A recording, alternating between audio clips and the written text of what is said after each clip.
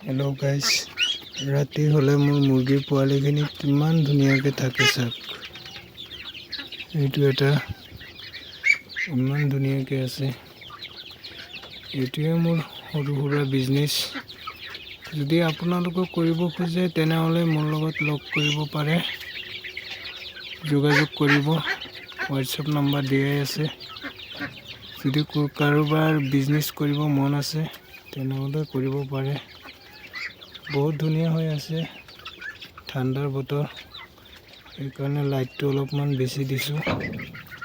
লাইটত থাকিলে পোৱালিখিনি অলপমান গৰম পায়, সেইকাৰণে চাইছে